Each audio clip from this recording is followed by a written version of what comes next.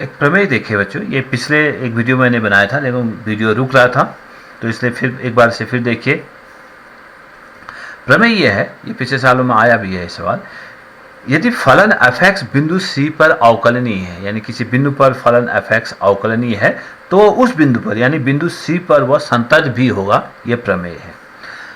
मतलब हम इसका हल कैसे करेंगे? अगर कोई फलन किसी बिंदु C पर अवकलनीय है तो उस बिंदु पर वह संतत भी है, उसकी उत्पत्ति कहेंगे, बल्कि हम इसको हल की बजाय उत्पत्ति कैसे होगी, इसकी हल का प्रूफ कैसे होगा। अब हमें बताना, फलन जो है बिंदु C पर अवकलनीय है, तो इसका मतलब क्या हुआ?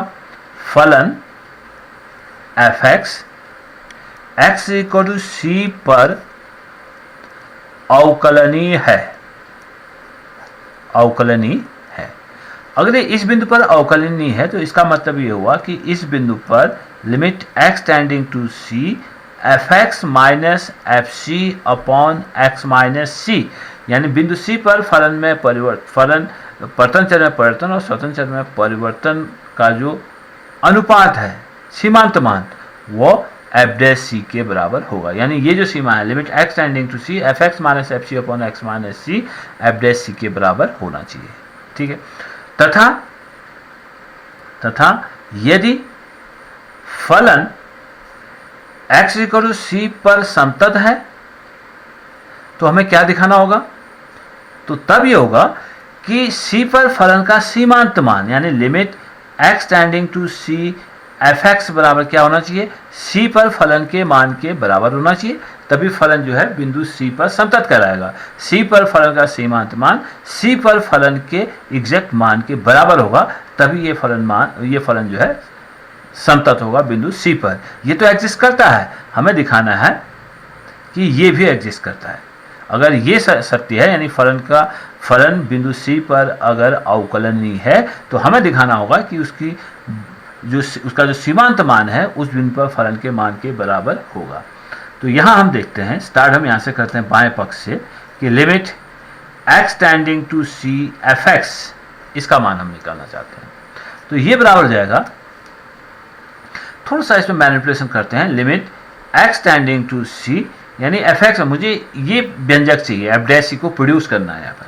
तो ये काम करता हूँ, यहाँ पर f(x) में fc को सब्सट्रैक्ट कर देते हैं और x माइनस c से भाग कर देते हैं, x माइनस c से गुणा भी कर देते हैं। इन ऑल मैंने क्या किया यहाँ पर कि x माइनस c से भाग भी कर दिया, x माइनस c से मैंने गुणा भी कर दिया, यानी x माइनस c तो कैंसिल हो गया, तो बचा क्या? f(x) minus fc।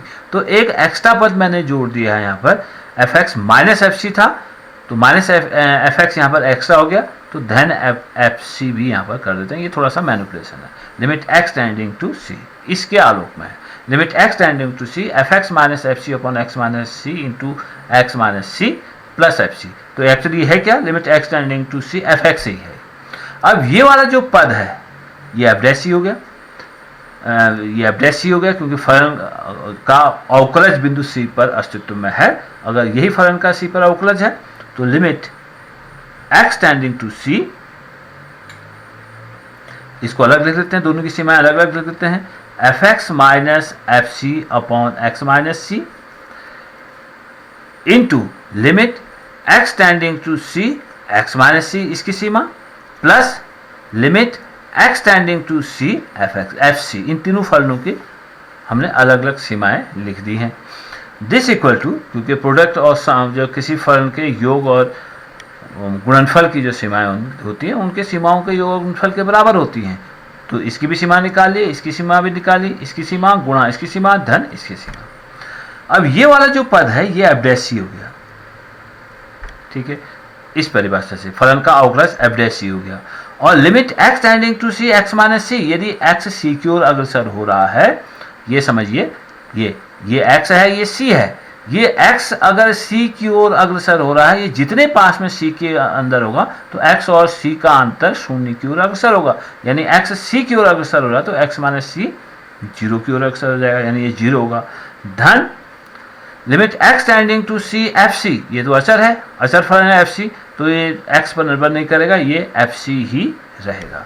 तो फाइनली मेरे पास आया limit x tending to C बराबर मेरे पास आया, यहीं पर लिख देता हूँ, लिमिट एक्स टेंडिंग टू सी मेरे पास आया, ये पद हो गया शून्य धन एफ सी, यानी सिंपली ये मेरे पास हो जाएगा एफ सी, यानी limit X tending to C is equal to F C के पास बराबर हो गया। अतः फलन x इक्वल टू सी पर संतत है। 4 नंबर का सवाल है, पिछले सालों में एक बार आया है। अब इसका प्रतिलोम है, इसका उपप्रमेय हम इसे कहें, उपप्रमेय। उपप्रमेय ऐसा है कि ये प्रत्येक अवकलनीय फलन तो संतत है, लेकिन प्रत्येक संतत फलन अवकलनीय होना आवश्यक नहीं है। तो इसके लिए एक एग्जाम्पल से हम देखें। पहले प्रमेय है, प्रत्येक अवकलनीय फलन संतत,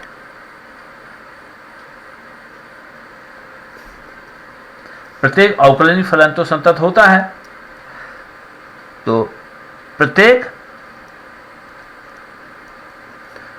संतत फलन अवकलनीय है,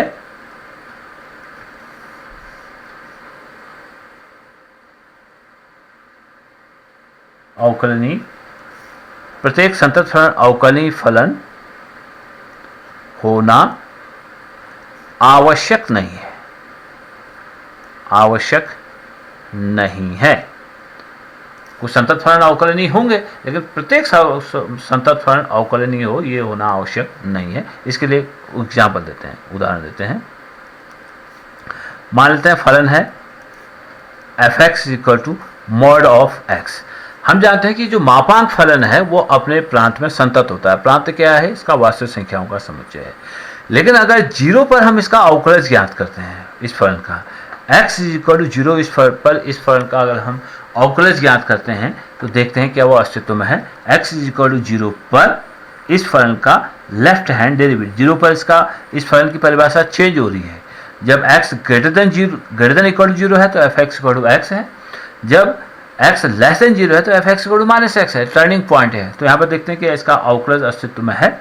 अवकलज अगर अस्तित्व में होगा तो लेफ्ट हैंड डेरिवेटिव और राइट हैंड डेरिवेटिव शून्य पर दोनों बराबर हो चाहिए। तो लेफ्ट हैंड डेरिवेटिव के लिए यह है तरीका, limit h tends to zero F X plus H minus F X upon minus, sorry ये राइट हैंड डेरिवेटिव में लेंगे तो यहाँ भी राइट कर देता हूँ इसे।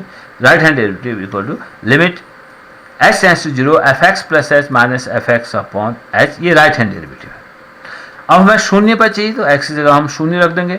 Limit h tends to zero F of zero plus H minus F zero, क्योंकि जीरो पर चाहिए हमें इसका अवकलज, अपॉन h बराबर limit h tends to zero F H minus F zero upon h बराबर limit h tends to zero F H बराबर जाएगा mod of h minus mod of zero zero बट्टे h, this equal to limit h tends to zero mod of h हो गया h बट्टे h, this equal to limit h tends to zero 1 equal to 1, इसका left right hand derivative हुआ। अब x equal zero पर अगर हम इसका लेफ्ट हैंड डेरिवेटिव निकालते हैं तो लेफ्ट हैंड डेरिवेटिव निकालने का तरीका ये है कि limit h tends to zero F of x minus h minus F X upon minus h, x को जीरो रख दें। Limit h tends to zero F of zero minus h minus F zero upon minus h, this equal to limit h tends to zero F of minus h minus F zero upon minus h, this equal to limit h tends to zero F of minus h minus mod of h minus zero upon minus h बराबर limit h tends to zero, और mod of minus h जो है h हो गया, और zero minus zero तो कोई फर्क नहीं पड़ेगा, माइनस जीरो कर रहे हैं, mod of minus H equal to H हो गया। तो ये ऐसी मशीन है, यहाँ से हमेशा धन होकर निकलती है संख्या, तो मॉड ऑफ माइनस टू भी 2 होगा, ठीक है, मॉड ऑफ 2 भी 2 होगा, तो mod of minus H is equal to H हो गया बटे माइनस एच बराबर limit H tends to 0, H बट्टे माइनस एच इक्वल टू -1, तो इसका सीमांत मान आया वो -1 आया। तो हमने देखा था कि right hand derivative x equal to 0 पर राइट हैंड डेरिवेटिव तो था 1, x इक्वल टू 0 पर लेफ्ट हैंड डेरिवेटिव है वो -1, तो left hand derivative is not equal to right hand derivative, इसलिए x इक्वल टू 0 पर फलन अवकलनीय नहीं है। जबकि मापांक फलन मॉडुलस फलन सर्वत्र संतत है, परंतु x इक्वल टू 0 पर अवकलनीय नहीं है। तो ये एक प्रमेय हो गया कि प्रत्येक अवकलनीय फलन तो संतत होता है, लेकिन प्रत्येक संतत फलन अवकलनीय होगा ये आवश्यक नहीं है।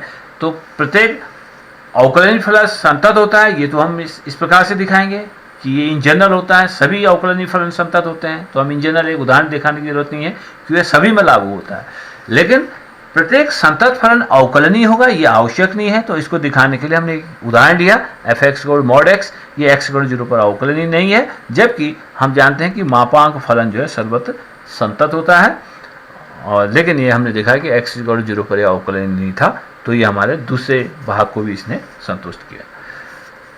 अब इसी का इसमें कुछ हमने एक्सरसाइज 5.2 के भी कुछ सवाल इसमें करे थे इस वीडियो में, तो उनको एक बार फिर कर लें। एक्सरसाइज 5.2 के ये जो फलन है ये संयोजित फलनों का अवकलन कैसे करते हैं, ये हमारे पास कुछ सवाल थे। संयोजित फलन का मतलब हुआ ये इस तरह से f operation g of x, f और g का संयोजन है। जैसे हमने लिखा साइन ऑफ एक्स स्क्वायर, तो साइन फलन और एक्स स्क्वायर फलन साइन ऑफ एक्स स्क्वायर है। एक तो साइन एक्स स्क्वायर है, एक ऐसे हो सकता है sine x into x square.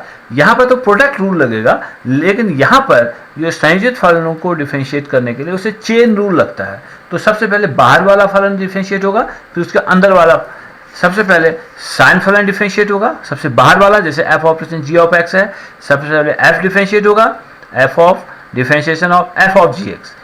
पहले f का डिफरेंशिएशन करेंगे, फिर g का करेंगे, वही साइन का पहले करेंगे, फिर x स्क्वायर का हम डिफरेंशिएशन करते हैं। इसमें एक चेन रूल लगता है। सवाल करके देखते हैं। पहला सवाल है, इस फलन को मान लेते हैं y है, माना y equal to sine X square plus 5, इसको हमें डिफरेंशिएट करना है। y बराबर साइन एक्स स्क्वायर प्लस 5। तो जब हम इसको डिफरेंशिएट करते हैं x के सापेक्ष अवकलन करने पर, x के सापेक्ष अवकलन करने पर ये हमारे पास जाएगा, ये तो गया dy अपॉन dx। जब हम इसको डिफरेंशिएट करेंगे तो सबसे पहले साइन को डिफरेंशिएट करेंगे। साइन ऑफ द ब्रैकेट ये है हमारे पास है, तो साइन का डिफरेंशिएशन हो जाता है कॉस। ठीक है, sine of the bracket, bracket के अंदर है एक्स स्क्वायर प्लस 5, तो सिंपली ये ब्रैकेट के अंदर क्या है, इट डजंट मैटर। आप साइन को डिफरेंशिएट कर रहे हैं सबसे बाहर वाले फलन को, तो y equal to sine X square plus 5 को जब हम डिफरेंशिएट कर रहे हैं तो डिफरेंशियल साइन हो गया cos, sine of the bracket का डिफरेंशिएशन हो गया cos of the bracket X square plus 5। फिर differentiation of the bracket, chain rule यही है। आप इसके बाद अंदर वाले फलन को डिफरेंशिएट करेंगे। तो पहले कॉस को किया, चेन रूल प्रतिस्थापन से होता है, वो लंबा तरीका है, लेकिन फाइनली हमें करना यही है। तो मैं सीधी सी इसी बात पे, इसी तरह से इन सवालों को हल कराऊंगा कि cos sine of the bracket का डिफरेंशिएशन हो गया cos of the bracket into differentiation of x square plus 5। पहले हम बाहर वाले फलन को डिफरेंशिएट करेंगे, फिर इंटू अंदर वाले फलन को एक्स स्क्वायर प्लस 5 को डिफरेंशिएट करेंगे। यहाँ पर दो फलनों का संयोजन था, एक ये साइन फलन था, एक ये बहुपदी फलन था। पहले साइन को डिफरेंशिएट करेंगे, साइन ऑफ द ब्रैकेट, फिर इस बहुपदी फलन को डिफरेंशिएट करेंगे। तो ये बराबर हो जाएगा dy अपॉन dx, हमारे पास हो जाएगा cos of x square plus 5 into, अब एक्स स्क्वायर को डिफरेंशिएट करते हैं तो 2x हो गया और 5 का डिफरेंशिएशन शून्य हो गया। तो फाइनली हमारे पास dy अपॉन dx बराबर आया 2x गुणा cos of x square plus 5। इस प्रकार से इसका दूसरा सवाल था, इसको फिर से मान लेते हैं फलन को y, माना y बराबर cos sin x, cos of sin x है। ये अलग चीज है, cos x sin x ये फलन होता है तो हम प्रोडक्ट रूल से करेंगे, लेकिन cos ऑफ sin x है तो ये फलन संयोजित फलन है cos और sin फलन का। एक cos फलन है, एक sin फलन है। तो इसको हम x के सापेक्ष इसका अवकलन करें, x के सापेक्ष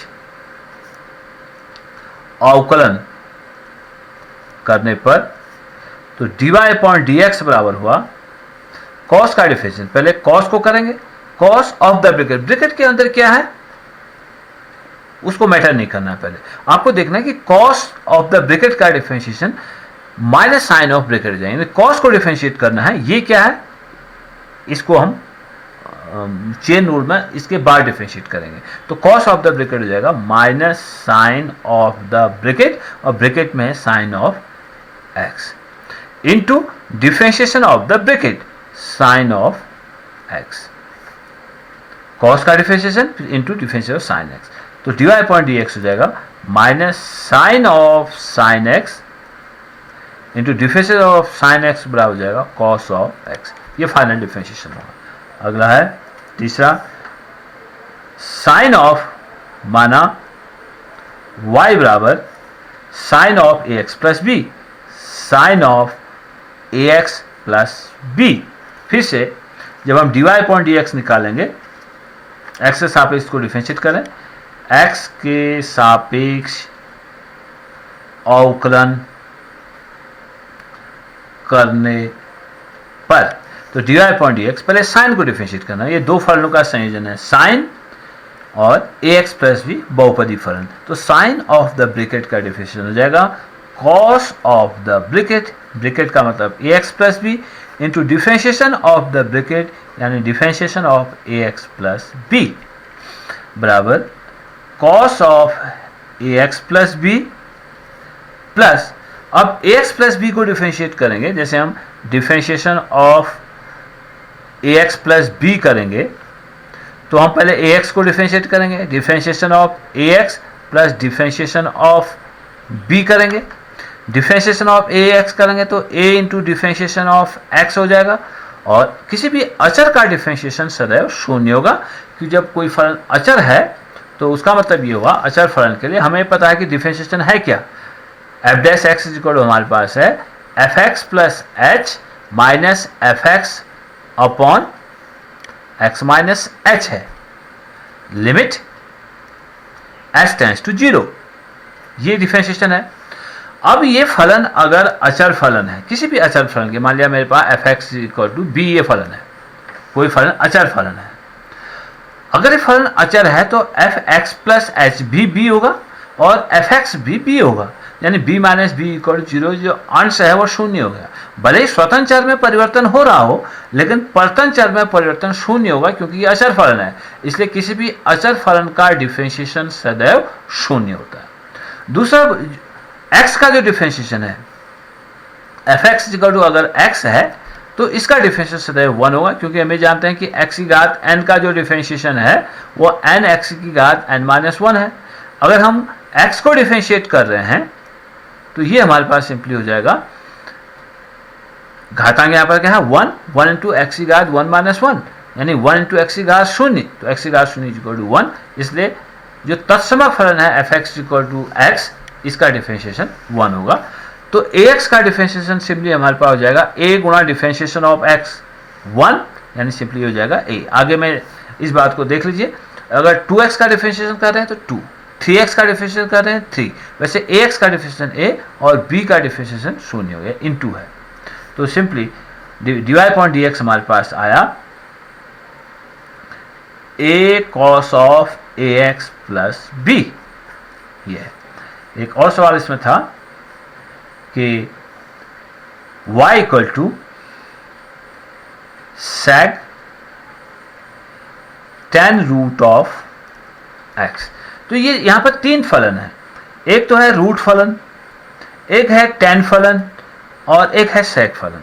sec tan रूट x, तो तीन फलनों का संयोजन है, सबसे बाहर है sec, फिर है tan, फिर है रूट x। अब रूट x का डिफरेंशिएशन का सूत्र हम जैसा लिख लें यानी अगर मुझे y equal to root x इसको डिफरेंशिएट करना है, dy अपॉन डी एक्स मुझे रूट एक्स का निकालना है, तो रूट एक्स का मतलब हुआ x की घात 1/2। तो x की घात n का जैसे हम डिफरेंशिएशन करते हैं, x की घात n का डिफरेंशिएशन होता है n x की घात n-1।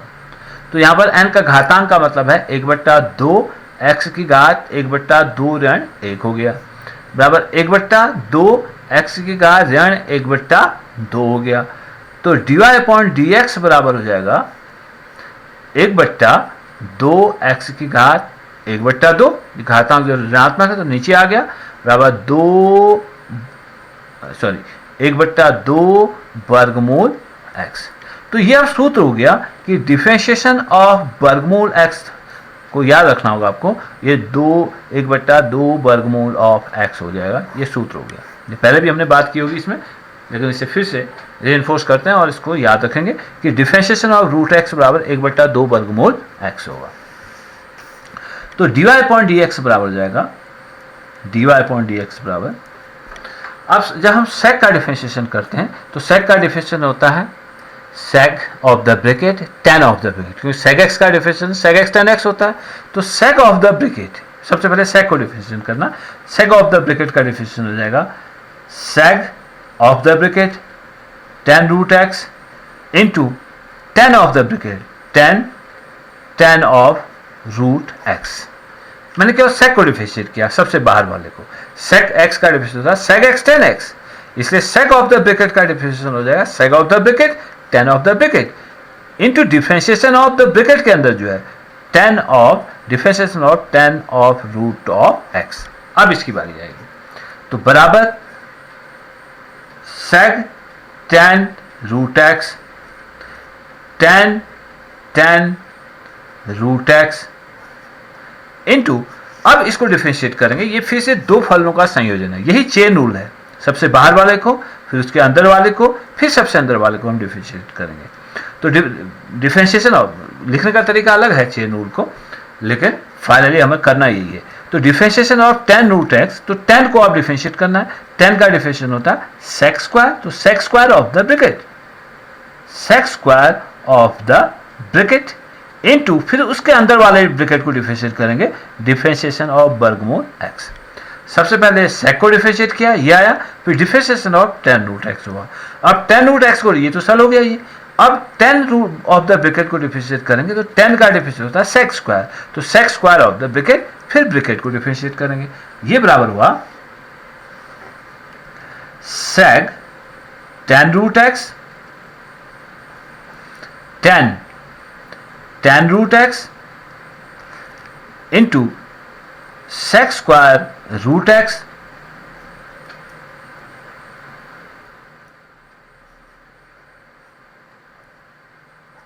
sec square root x into, अब रूट x को डिफरेंशिएट किया तो 1/2 वर्गमूल x। तो फाइनली हमारे पास dy अपॉन डी एक्स ये आया, बराबर sec tan root x tan root x into sec square root x बट्टे 2 वर्गमूल x। ये पिछले वीडियो में थे, जो वीडियो आपने बताया कि ये ठीक से काम नहीं कर रहा, तो ये सवाल 4 सवाल लिखिए, उसके बाद आगे के सवाल दूसरे वीडियो में किए गए होंगे।